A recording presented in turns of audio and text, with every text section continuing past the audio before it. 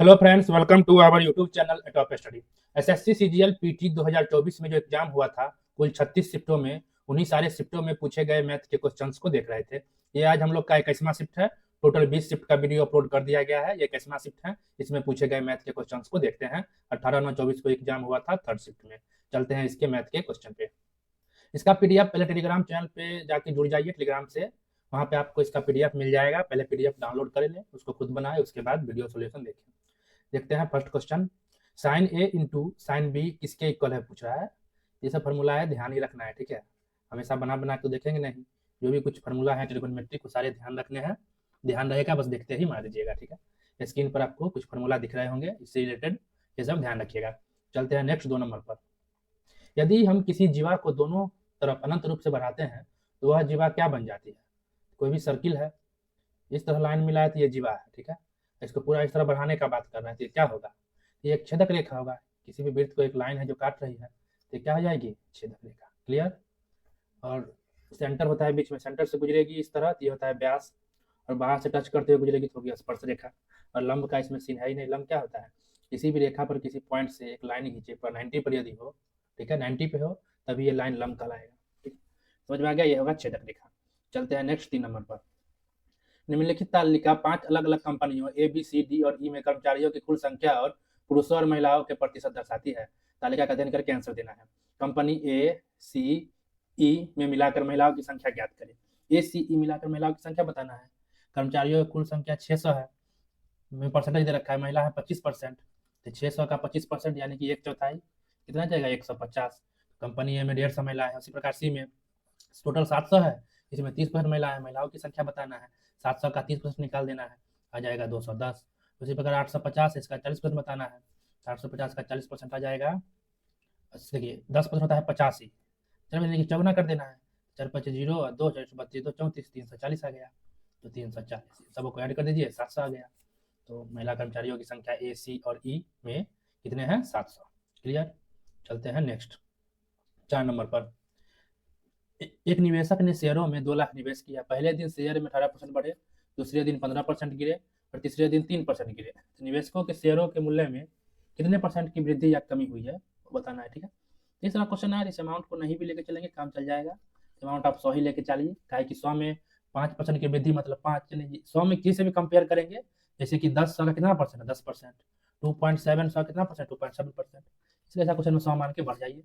18% बढ़े हैं, 18/100 हो गया। 15% गिरे हैं, यानी कि 85/100 हो गया, कम हुआ है। फिर 3% गिरे हैं, 97/100 हो गया है। बस इसी को कैलकुलेट कर लेना है हमें, ठीक है। तो हमें आ जाएगा ये 97.3, ठीक है। कैलकुलेट करने पर इतना आएगा। तो पहले था कितना, 100, आ रहा है 97.3, कितना का कमी, 2.7 की। तो ये 2.7% की क्या हो जाएगी, कमी। इसे कैलकुलेट कर लेना है, आ जाएगा। चलते हैं नेक्स्ट 5 नंबर पर। यदि 9 अंकों की संख्या 5x 798 5 6y6 ये संख्या है जो 36 से विभाज्य है, तो √2x+y का ऋणात्मक मान क्या होगा बताना है। और y के सबसे बड़े संभावित मान के लिए y का जो भी वैल्यू लेंगे मैक्सिमम लेना है, ठीक है। तो दिया गया, हाँ बताना है। तो y का वैल्यू जो है क्या होगा, एक अंक है। मिनिमम 0, मैक्सिमम 9 होगा। तो 0 9 में हमें लेना है, अब क्या होगा वो पता करना है। देखिए ये संख्या किससे कट रही है, 36 से। 36 से कटने का मतलब वह संख्या 9 से एवं 4 से कटेगी। तो कोई भी संख्या 9 से कब कटती है, जब उस संख्या के अंकों का योग 9 से कटे, तो वह संख्या 9 से कटेगी। और 4 से क्या नियम है, लास्ट का जो 2 अंक होता है वो 4 से यदि कटता हो तो यह पूरा संख्या 4 से कटेगी। यही रूल है। तो हम लास्ट का 2 अंक देखते हैं, 4 से कटाते हैं तो y का मान क्या होना चाहिए। लास्ट का अंक y और 6, तो y क्या लें। यदि हम 0 लेते हैं तो 0 और 6 तो नहीं कटेगा 4 से, तो वह 0 नहीं होना है। 1 लेते हैं तो 1 और 6, देखिए 16 आ रहा है। ये 4 से कट रहा है, y 1 लेने पर यह संख्या 4 से कटेगी। बट हमें y मैक्सिमम लेना है, तो मैक्सिमम 9 तक जा सकते हैं, तो 9 को ही चेक करते हैं। 9 और 6 लेते हैं, 96, देखिए 4 से कट रहा है, तो मतलब y का वैल्यू हमें क्या लेना होगा, 9। कि मैक्सिमम वैल्यू लेना है, y के सबसे बड़े संभावित मान है 9। एक अंक है तो डबल डिजिट में तो जाएंगे नहीं, ठीक है। मैक्सिमम y का वैल्यू क्या हो गया, 9। अब देखिए 5x 798 5696, ठीक है। अब ये संख्या 4 से कटेगी। अब देखना है 9 से भी कटना चाहिए, तब तो 9 चौक 36 से कटेगी। 9 से कटने का क्या नियम है, अंकों को जोड़ के देखना है, ठीक है, जो कौन सी संख्या 9 से कटती है। जब भी जोड़ने का बात है ना, तो 9 9 को पहले ही निकाल दीजिए, आप आसानी होगा बनाने में। हम पूरा को जोड़ने से बेहतर है इस 9 को हटा देते हैं, जहाँ जहाँ 9 योग पूरता है वहाँ हटा देना है। देखिए ये 9 को हटा दिए, देखिए ये 5 है, ये 8 5 13, 5 18, ये देखिए ये सब मिलकर 18 पूर रहा है, 9 से कट रहा है हटा देंगे, बच गया 6 6 12 7 19, ठीक है 19 बचा और ये x बचा है। तो हमें ध्यान देना है एक्स क्या ले, जो 19 प्लस एक्स 9 से कट जाए, ये ध्यान रखना है।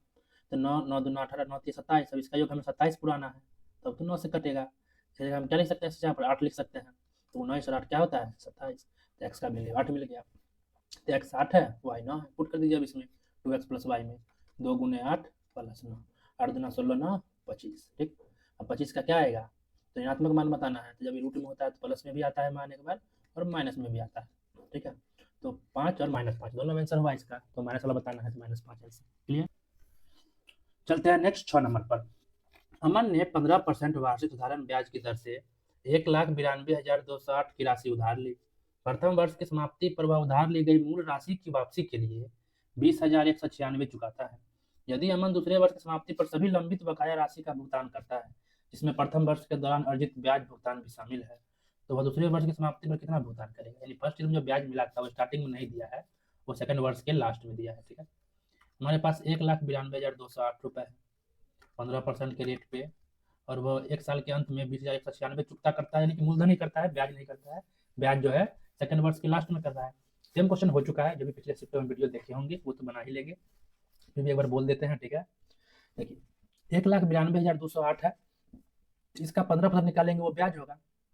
तो देखिए 2,21,000 के आसपास आंसर यदि आएगा तो एग्जैक्ट बनाना पड़ेगा, हम एकदम क्लोज है। अब 2,25 के आसपास आए तो इसको मार के निकल लेते, 30 के आसपास आएगा इसको मार के निकलते, वही दिमाग लगाइए, अप्रोक्सीमेट वैल्यू लाइए, ठीक है, एग्जैक्ट हल करने की जरूरत नहीं है। देखिए 1,92,200 है, जिसका 15%, 1,92,208 है, 1,92,000 हम समझते हैं तो आगे पीछे रहेगा, इसका 10% क्या होगा 19,200, 5% और चाहिए, 5% इसका आधा होता है, तो इसका आधा क्या हो गया 9,000, तो 19,000 का था 9,500, 100 9,600, बात है समझ में, 008, देखिए 28,800 रुपया ब्याज होगा। ये सारे इसको देखते ही आसपास आके इस तरह हम निकाल लिए।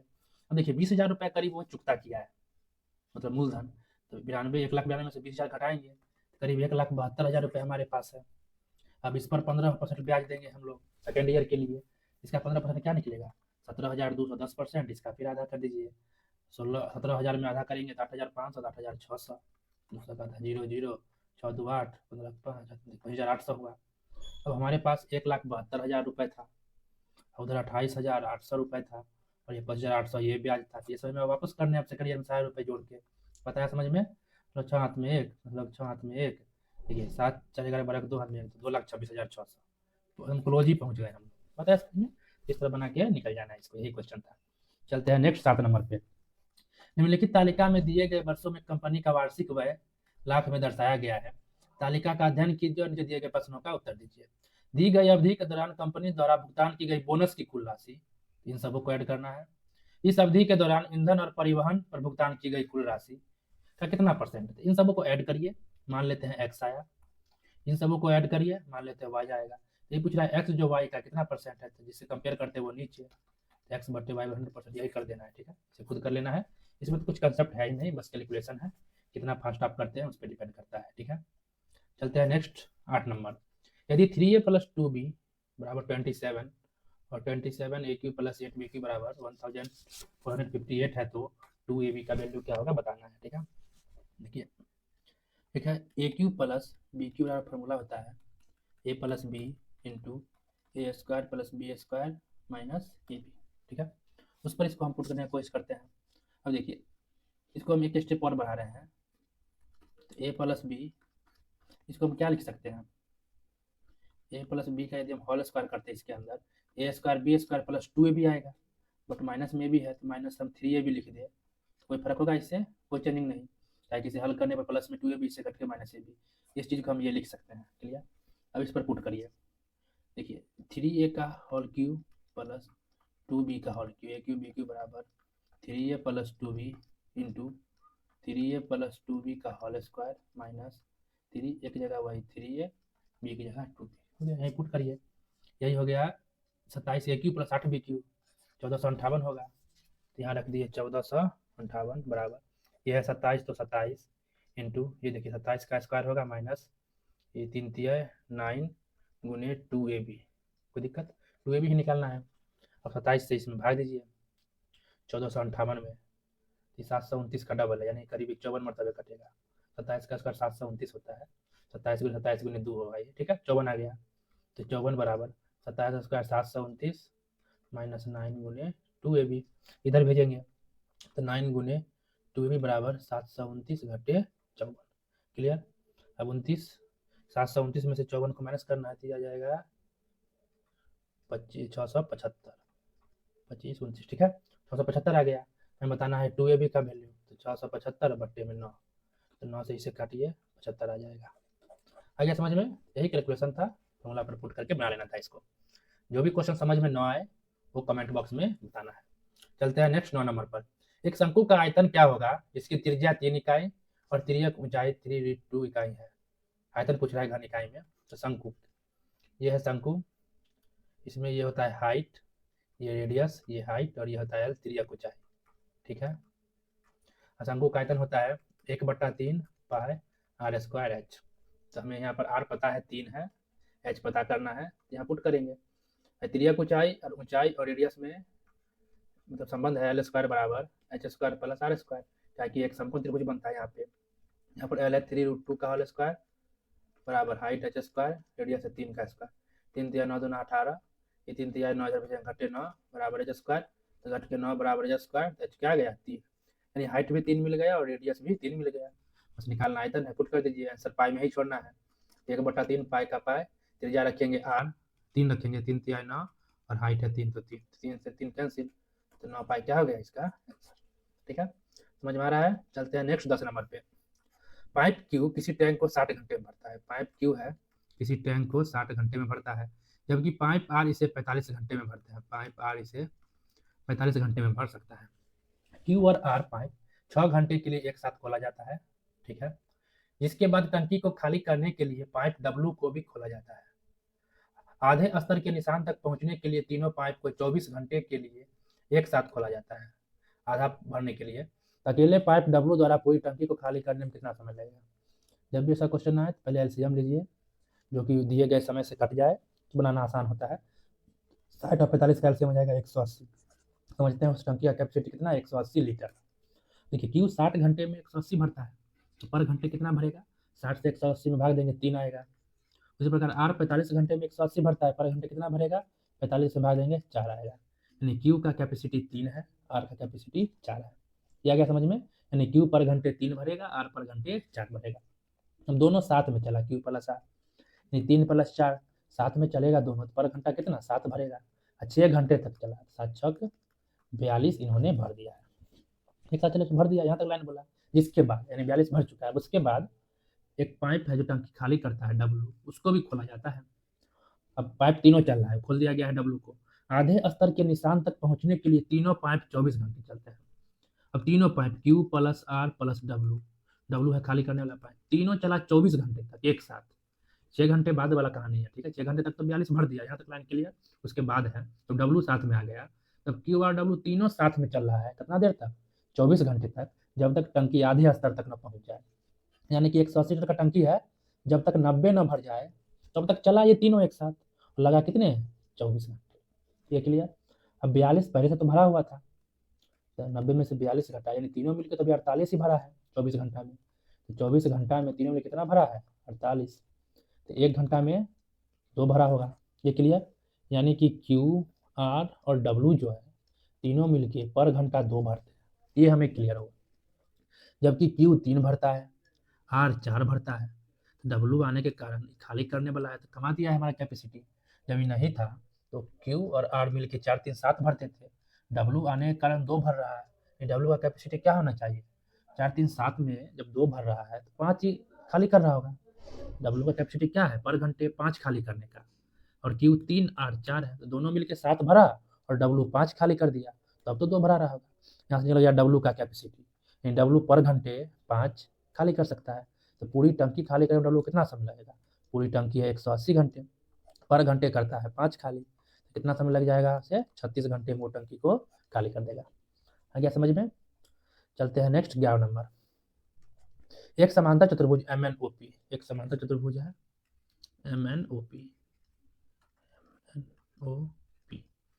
MN को Q तक बढ़ाया गया, ठीक है, जिससे MN बराबर NQ हो जाए, और PQ यानी P से Q को मिलाइए, PQ जो है ON को R पर प्रतिच्छेद करती है, R पर काट रही है, तो बिंदु R जो है ON को किस अनुपात में बांटती है वो बताना है, ठीक है। देखिए ध्यान रखना है किसी भी त्रिभुज में, ठीक है, एक समांतर लाइन ऐसे खींचते हैं, मान लेते हैं ABC त्रिभुज है और PQ एक समांतर लाइन खींची है, जो PQ जो है BC के पैरेलल है, एकदम समांतर है, तो क्या होता है इसका और इसका अनुपात यानी कि AP बट्टा BP जो अनुपात है वो AQ बट्टा QC के बराबर होता है, यानी कि ये और ये सेम है, अगर ये 10 होता तो 10 होता, 10 बट्टा 10 क्या होता है 1:1, यानी कि इसका रेशियो क्या है 1:1 है, तो इसका और इसका भी रेशियो क्या होगा 1:1 होगा, है कि समांतर चतुर्भुज में जो भुजाएं होती है समांतर होती है, यानी ON जो है MP के समांतर है, तो QN बट्टा NM बराबर है QN बट्टा NM बराबर है QR बट्टा RP के, ये बताया समझ में, तो इसका और इसका अनुपात भी सेम होगा, 1:1 है। आइए बताइए 1 है 1 है 1 है 1 है, तो मतलब ये अगर 1 है QN 1 है तो पूरा बड़ा वाला भुजा क्या होगा 2 होगा, ये बताया समझ में, सेम ही तो है, तो 1 है तो बड़ा वाला क्या होगा 2 होगा। वही बात अब त्रिभुज, देखिए बताते हैं कलर बदल के, देखिए त्रिभुज QMP में देखिए अब गौर करिए, जैसे इस त्रिभुज का जो रेशियो होगा 1, जैसे यहाँ पर AP बट्टा PB किसके इक्वल है, ये AQ बट्टा Q से कभी जस्ट बताए, तो उसी प्रकार इस त्रिभुज का जो ये भुजा है PQ, ये बड़ा त्रिभुज अगर हम BC लेते हैं ये किसके इक्वल होना चाहिए, क्या है कि यहाँ पर त्रिभुज APQ जो है, त्रिभुज APQ जो है और त्रिभुज ABC ये समरूप हो रहे हैं, दोनों के भुजा होंगे अनुपातिक होंगे, ये भी ध्यान रखना है।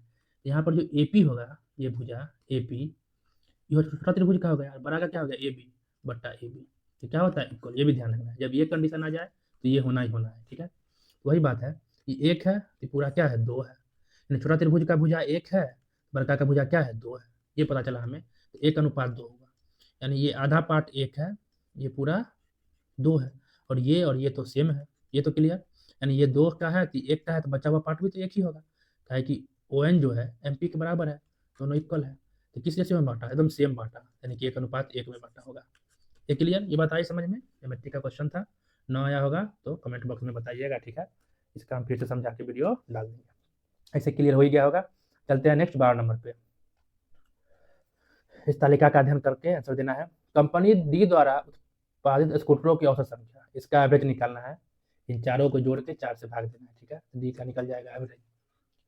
3 कंपनियों ABC द्वारा उत्पादित स्कूटरों की संयुक्त औसत संख्या से कितना % अधिक है, यानी कि इसका एवरेज निकालिएगा, मान लेते हैं डी का एवरेज डी ही आया, और ABC तीनों का कंबाइंड एवरेज, यानी कि इन सबों को अब हमें जोड़ना है, ठीक है, 4 12 है, सबों को जोड़ से 12 से भाग दीजिए तो निकल जाएगा इन तीनों का कंबाइंड एवरेज, ठीक है, जो भी आ जाए वो निकल जाएगा, ठीक है। उसके बाद देख लेना है कितना कम या अधिक है, जो भी कम अधिक है देख लीजिएगा, सेम क्वेश्चन हो चुका है, ये तो कैलकुलेशन पे अपना जोड़ जाड़ के करिए, कुछ कंसेप्ट इसमें नहीं है, ठीक है, तो खुद बनाना है इसको। चलते हैं नेक्स्ट 13 नंबर पे, एक व्यक्ति स्थिर जल में 6 किलोमीटर की दूरी 1 घंटा में चलती है, स्थिर जल में 6 किलोमीटर की दूरी चल रही है 1 घंटा में, तो चाल क्या हो जाएगा, स्थिर जल में चल होता है दूरी बट्टा समय, यानी कि 6 की दूरी 1 घंटा में, यानी कि 6 किलोमीटर प्रति घंटा क्या हो गया उसका स्थिर जल में चाल। यदि धारा की चाल मान लेते हैं x हो और स्थिर जल में उसका चाल 6 है, तो जब धारा के अनुकूल चलेगा यानी कि धारा के साथ तो चाल बढ़ेगा, कितना होगा, स्थिर जल में 6 चलता है, अब धारा के साथ चलेगा चाल बढ़ जाएगा 6 + x, और जब विपरीत चलेगा तो घट जाएगा 6 - x, ये बताया समझ में, ये होता है, तो वही कह रहा है उतनी ही दूरी को वह, यहाँ समझ में आ गया, अब नेक्स्ट लाइन पढ़ते हैं, उतनी ही दूरी को वह धारा के अनुकूल 45 मिनट में तय करता है, उतनी दूरी मतलब क्या 6, स्थिर जल में 1 घंटे में करते हैं 6 किलोमीटर की दूरी, और धारा के अनुकूल 45 मिनट में, धारा के अनुकूल समय क्या होगा, समय दूरी बटा चाल, समय क्या होगा दूरी बटा चाल, अनुकूल चल रहे हैं 6 + x, दूरी बटा चाल कितना समय लगा 45 मिनट, क्लियर, यह घंटे में, किलोमीटर प्रति घंटा में चाल, इसको घंटा में बदलिए, तो 45 बट्टा 60 मिनट में था, घंटा बदलने के लिए 60 से भाग दिए, ठीक है, 15 × 3 = 15 × 4 = 3 × 2 = तो 6 + x बराबर 2 चौके 8, x बराबर क्या हो गया 2। यानी कि इससे हमें धारा की चाल पता चल गई 2 किलोमीटर प्रति घंटा। यानी कि अनुकूल जाएगा तो 6 + 2 8 की चाल से चलेगा, विपरीत जाएगा 6 - 2 यानी कि 4 की चाल से चलेगा। अब धारा के अनुकूल 16 किलोमीटर की दूरी तय करने में और प्रारंभिक बिंदु पर लौटने में उसे कितना समय लगेगा। धारा के अनुकूल 16 जाएगा, कितना समय लगेगा, समय बराबर दूरी बटा चाल। अनुकूल चल रहा है तो 8 की चाल से, फिर प्रारंभिक बिंदु पर वापस आ रहा है यानी कि फिर 16 चल रहा है। एक बार अनुकूल गए तो एक बार विपरीत आइएगा, विपरीत में 4 की चाल से आएगा तो बटे 4। ये हो गया कुल समय। तो 8 दूना 4 चौके यानी 4 2 6, थोड़े से 6 घंटे लगेंगे आने और जाने में। ठीक है, चलते हैं नेक्स्ट 14। प्रथम 125 प्राकृत संख्याओं का औसत बताना है। ठीक है, प्रथम ध्यान रखना है, प्रथम n प्राकृत संख्याओं का योग पूछे तो n × n+1/2 कर देना है। ठीक है, जब प्रथम n प्राकृत संख्या का योग पूछे और जब प्रथम n प्राकृत संख्या का औसत पूछे तो n × n+1/2। अब अवरेज पूछ रहा है तो जितने भी संख्या है उससे भाग देते हैं, तो सभी के योग में n संख्या n से भाग दे देते हैं, यानी कि औसत के लिए फॉर्मूला हो गया n+1/2। 125 का पूछ रहा था, 125 + 1/2 126/2 यानी कि 63 क्या हो गया उसका एवरेज। ठीक है, नेक्स्ट 15 नंबर पर, यदि किसी संख्या का विक्रय मूल्य 20% छूट के बाद इतना होता है तो अंकित मूल्य क्या होगा। अंकित मूल्य मार्केट प्राइस, जो भी मार्केट प्राइस होता है उस पर 20% का छूट दी है, यानी अंकित मूल्य जो भी है उस पर 20% का छूट यानी कि 80% में बेचे। 80/100 छूट देने के बाद क्या आता है विक्रय मूल्य, यही है 1792। इसे कैलकुलेट करिए, मार्केट प्राइस मान लेते हैं एक्सी मान के चलिए, एमपी ही रखिए, हल कर लिया जाएगा 2240। ठीक है, मार्केट प्राइस बराबर क्या हो जाएगा 1792 गुने ऊपर 100 बट्टे में नीचे 80, बस हो जाएगा 2240। चलते हैं नेक्स्ट 16 नंबर। उस त्रिज्यक खंड का क्षेत्रफल ज्ञात कीजिए। त्रिज्यक खंड त्रिभुज है, एक सर्किल है, इस तरह चित्र बना है, यही होता है क्या त्रिज्यक खंड। ठीक है, ये चाप है, टोटल 7 है और त्रिज्या है 24 और ये 24। इसी त्रिज्यक खंड का हमें एरिया बताना है। ठीक है, तो चाप की लंबाई फॉर्मूला होता है θ/360 गुने 2πr, ये दे रखा है कितना 7। ठीक है, हमें बताना है त्रिज्यक खंड का एरिया। तो त्रिज्यक खंड का क्षेत्रफल होता है θ/360 गुने πr²। थीटा क्या है, ये बीच वाला कोण, यही होता है थीटा, दे रखा है बस। ठीक है, तो थीटा पुट करने जो भी देगा तो हमें ये बताना है। यहाँ से देखिए हम लोग क्या लिख सकते हैं, θ/360 गुने πr बराबर 7/2, ये तो लिख सकते हैं, यही पुट करिए। तो θ/360 ये πr² है। ठीक है, इसे हम लोग लिख देते हैं πr × r, इसका वैल्यू पुट करिए 7/2 और रेडियस है कितना 24, तो 24 कुछ कट के 12 तो 84, ये हो गया इसका आंसर। ठीक, नेक्स्ट 17 खुद बना लीजिए, बोर्ड मार्क्स का क्वेश्चन है। नेक्स्ट 18 नंबर पर, जैसा कि दी गई तालिका में दर्शाया गया है, किसी कंपनी के उत्पादन में प्रति वर्ष सतत वृद्धि यानी कि सेम परसेंटेज में बढ़ रहा है, यानी पहला 10% बढ़ रहा है तो नेक्स्ट ईयर भी 10% बढ़ रहा है, वही बोल रहा है। तो पहले 9000 था तो बढ़ के 10,800 हुआ, तो ये पूछ रहा है बढ़ के कितना होना चाहिए। देखिए 9000 था, कितना बढ़ा है 10,800 है, तो बस 9000 माइनस करिएगा तो आ जाएगा 1800, यानी कि 1800 की वृद्धि हुई है कितना पे 9000 पे। तो कितने परसेंट की हुई, 1800 का कंपेयर 9000 से कर देते हैं, कहीं भी ए है, यदि बी से कंपेयर करते हैं तो नीचे जिससे कंपेयर करेंगे वो नीचे लिखना है। ठीक है, तो इससे कट के 5 और 5 से 20, यानी कि 20% की वृद्धि हो रही है। ठीक है, तो यहाँ भी 20% बढ़ा देंगे, तो 10,800 है, इसे बढ़ाना है 20%, 120/100, बस कैलकुलेट कर दीजिए। 8 16 6 आ रहा है इसमें, पता है समझ में, एक शून्य 6 इसमें भी है और एक ही शून्य के बाद 6 आना चाहिए, तो गुना कर लीजिए 12,960 आ जाएगा, बताया समझ में। नेक्स्ट 19 नंबर पर, एक विक्रेता ने ग्राहक को धोखा देकर 1 केजी में 20 कुकीज के बजाय 19 कुकीज देकर 95 में बेच दिया, यानी 1 केजी में 20 देना था बट हमने 19 देकर उससे 95 रुपये ले लिया। ठीक है, यानी एक मेरे पास रह गया, यानी कहने का मतलब 19 कुकीज से ही हम लोग बिजनेस किए और 95 रुपये प्राप्त किए। ठीक, तो हमसे पूछ रहा है कितना का लाभ हो रहा है, वो पूछ रहा है। यदि विक्रेता 76 में कुकीज खरीदी होगी, तो 76 कुकीज खरीदने का मतलब क्या है, 1 केजी वो जो 20 कुकीज आता है उसको वो 76 में खरीदा था। ठीक है, अगर वो बेईमानी नहीं करता, 20 की जगह 19 ना देकर 20 की जगह 20 ही देता तो कितना फायदा होता, 95 में से 76 खाए थे, 76 में खरीदा 95 में बेचा, यही अंतर जो भी आ जाता है वो आंसर, यानी कि 19 रुपये क्या होता है आंसर, 19 का प्रॉफिट होता है। बट हमने बेईमानी किया है एक कुकीज का, तो प्रॉफिट तो हमें 19 से ज़्यादा मिलना चाहिए, तो वही क्या मिलेगा पूछ रहा है। तो 20 कुकीज 76 में खरीदे थे, दिए हम 19 कुकीज ही और 95 रुपये ले लिए, तो 19 कुकीज का दाम पता करते हैं। ठीक है, तो 76 कुकीज एक कुकीज का दाम 76/20, 19 कुकीज का दाम फिर गुना 19 कर दीजिए, हो गया 19 कुकीज का दाम। ये कैलकुलेट करके अपना लिया, नोट करने पर आ जाएगा 72.2। ठीक है, देखिए ऐसे भी कर सकते थे हम। 20 कुकीज था, 19 दिए, एक की कमी, 20 पर एक की कमी, यानी कि 5% हम कम दिए हैं। तो 76 रुपये जो वैल्यू है 5% कम कर दीजिए। 76 का 10% 7.6, 5% इसका भी आधा 3.8।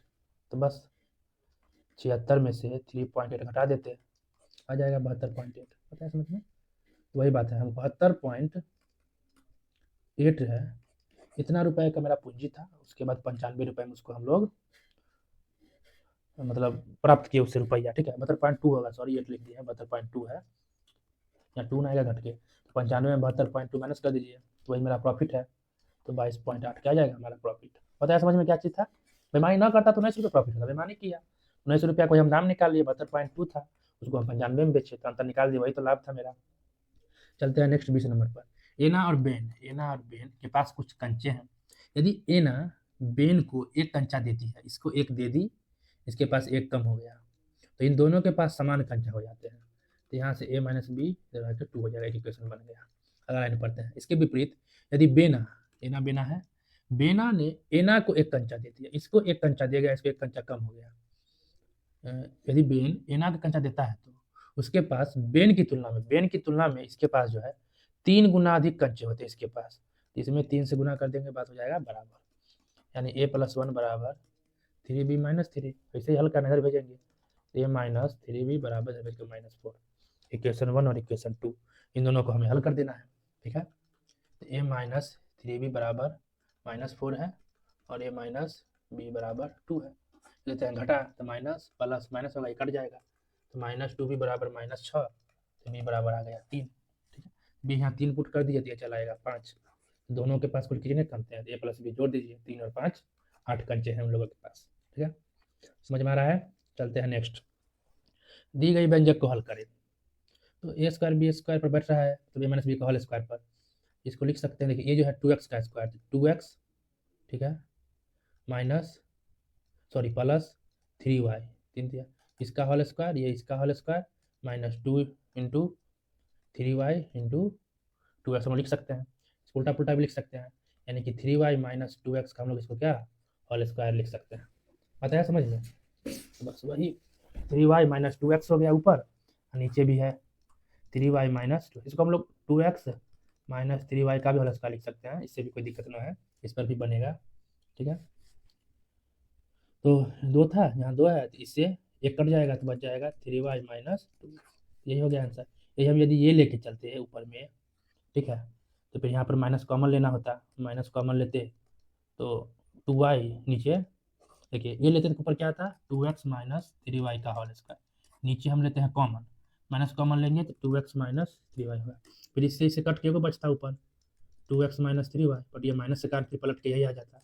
ठीक है, इस तरह a माइनस बी का बैठा के हमको बना लेना था। चलते हैं नेक्स्ट 22 नंबर पर। दिया गया व्यंजक किस विकल्प के तुल्य है बताना है, यानी इसे हल करके हमें बताना है किसके तुल्य है। इसी टाइप का क्वेश्चन पिछले शिफ्ट में भी था, जब भी ऐसा आए तो नीचे वाले को जिस चिन्ह में है उसके उल्टा करके गुना करेंगे, यानी माइनस में है तो प्लस करके ऊपर नीचे गुना करेंगे, प्लस में है तो माइनस करके ऊपर नीचे गुना करेंगे। जैसे रूट अंडर यहाँ है सेक थीटा +1 बट्टे सेक थीटा -1, तो गुना किससे करेंगे, सेक थीटा +1 बट्टे सेक थीटा +1, या फिर प्लस है, फिर रूट अंडर यहाँ क्या है सेक थीटा -1 सेक थीटा +1, किससे गुना करेंगे, सेक थीटा -1 सेक थीटा -1।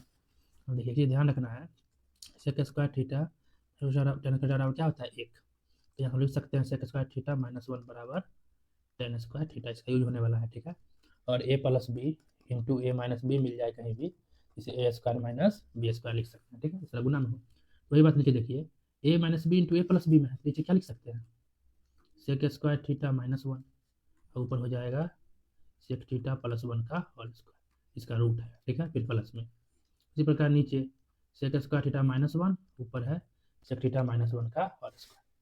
अब इसके बराबर हो जाएगा टेन स्क्वायर थीटा, यहाँ भी इसके बराबर हो जाएगा टेन स्क्वायर थीटा, ऊपर बाहर आएगा सेक थीटा +1, नीचे बच गया टेन थीटा, फिर प्लस यहाँ बाहर होगा सेक थीटा -1, नीचे बच गया टेन थीटा। एलसीएम लेंगे टेन थीटा, ऊपर हो गया sec theta +1 plus sec theta, इससे ये खत्म, तो बच गया 2 सेक थीटा बट्टे में टेन थीटा। इसे और हल करिए। सेक थीटा बराबर क्या होता है 1 बट्टा कॉस थीटा। सेक थीटा क्या होता है साइन थीटा बट्टे में कॉस थीटा। 2 इंटू 1 बट्टे कॉस थीटा। ये पलटेंगे तो ऊपर जाएगा कॉस थीटा, नीचे बचेगा, इससे ये खत्म, यानी 2 बट्टे साइन थीटा। तो 2 बट्टा साइन थीटा लिख सकते हैं 1 बट्टा साइन थीटा क्या होता है कॉसेक थीटा, यानी कि 2 कॉस थीटा इसका क्या हो गया ठीक है समझ में। चलते हैं नेक्स्ट 23 नंबर पे। देखिए ये भी ट्रिग्नोमेट्री का क्वेश्चन है। ध्यान रखना है साइन 90 माइनस थीटा क्या होता है कॉस थीटा, और कॉस 90 माइनस थीटा क्या होता है साइन थीटा। तो उसी का इसमें यूज है। देखिए इन दोनों में यदि हम 9 कॉमन लेते हैं 9 कॉमन लेंगे तो क्या बचता है 9 कॉमन लिए sine square 26 degree plus sine square 64 degree plus 36। Clear. अब साइन 26 साइन 64 साइन 64 क्या लिख सकते हैं साइन 90 माइनस 26, कोई दिक्कत। तो फिर आ जाएगा कॉस 26, ये बताया समझ में, यानी कि इसके जगह हम लिख सकते हैं कॉस स्क्वायर 26 डिग्री। अब sine square theta plus cos square theta और क्या होता है 1, तो यहाँ से हो गया ये 1, 9 गुने 1 9 प्लस 36, ऊपर बच गया 45, रूट अंडर ऊपर है 45। अब नीचे देखते हैं उसी प्रकार ये है 32 है कॉमन लिए -7, तो बच गया cos square 32 degree plus cos square 58 degree. फिर इसको बदलेंगे तो साइन आएगा साइन 32, तो फिर 1 हो जाएगा, यानी 32 घटे 7 गुने 1, तो 32 घटे 7 आ गया 25, नीचे क्या जाएगा 25, काट दीजिए 5 से 9 5 में 45 5 25, सॉरी काट के आंसर 9 आएगा, लेकिन नीचे रूट में नहीं है तो रूट 5 लगा कोई फायदा नहीं। यहीं पर देखिए हम लोग क्या कर सकते हैं 9 5 45 और 5 25 इसे लिख सकते हैं, 2 5 में से 1 5 बाहर, 9 में से 3 बाहर, रूट में बच गया 5, 3 बट्टा 5 रूट 5 हो गया इसका आंसर। ठीक है समझ में जिनको भी ना आए जरूर बताइएगा। 24 सेम क्वेश्चन ढेर बार हो चुका है सेम कंसेप्ट का, ये सब खुद बनाया करिए। नेक्स्ट शिफ्ट में जो भी सेम क्वेश्चन आएगा हम उसको स्किप मार देंगे। ठीक है चलते हैं नेक्स्ट 25 नंबर पर। दो समान वृत्त एक दूसरे के केंद्र से गुजरते हैं, एक सर्किल है ठीक इसका सेंटर ये है, एक दूसरे के केंद्र से गुजरते हैं, जो भी वृत्त और है इसके सेंटर से गुजर रहा है, यही बात बोल रहा है, इसका सेंटर ये है और ये वृत्त इसके सेंटर से, सेंटर ये है, दोनों एक दूसरे के सेंटर से गुजरा। यदि प्रत्येक वृत्त की त्रिज्या 13 है तो उभयनिष्ठ जीवा की लंबाई, उभयनिष्ठ जीवा क्या हो सकता है यही, इसका लंबाई हमसे पूछ रहा है, मान लेते हैं पी क्यू है, इसे पूछ रहा है, इसका सेंटर ए इसका सेंटर बी मानते हैं। ठीक है क्योंकि ए पी को मिलाए और बी पी को मिलाए, ए बी है 13 ए बी है 13, इसको मिलाएंगे तो ए बी हो जाएगा 13, इसको मिलाएंगे ए बी हो जाएगा 13, और ए बी को मिला देंगे तो ए बी है दोनों सेंटरों के बीच की दूरी, ये भी 13 ही होगा, ये सेंटर इसका परिधि है तो ए बी भी क्या हो जाएगा 13 है। ये क्लियर।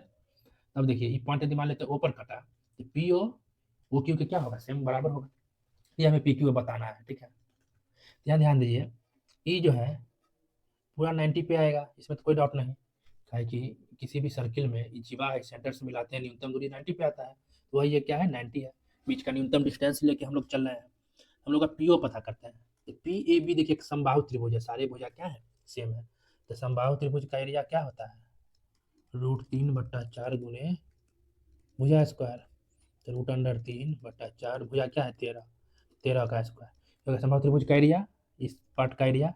एक और फॉर्मूला क्या लगा सकते हैं 1/2 आधार गुने ऊंचाई, यदि आधार हम ए बी मानते हैं तो ऊंचाई पी ओ हो जाएगा, तो उसी का यूज करिए 1/2 आधार ए बी है 13, ऊंचाई पी ओ हमें निकालना है। ठीक है और इधर है √3/4 13 का स्क्वायर, इधर बचा हुआ ठीक, इस 13 से काटेंगे 13 का स्क्वायर बच जाएगा 13, 2 दूना 4, यानी बच गया 13/2 √3, इसका वैल्यू है पी ओ का, हमें तो बताना है पी क्यू का, तो पी क्यू तो पी ओ का डबल है कि दोनों सेम है, वैसे डबल कर देना है, तो पी क्यू का वैल्यू क्या होगा पी ओ का डबल होगा, तो 2 गुने 13/2 √3 से ये खत्म, यानी 13√3 क्या हो गया पी क्यू का वैल्यू, यानी उसके उभयनिष्ठ जीवा की लंबाई होगा इतना आंसर। ठीक है कैसा लगा है वीडियो, अच्छा लगा तो वीडियो को लाइक करें, चैनल को सब्सक्राइब करें और अपने दोस्तों के बीच शेयर करें।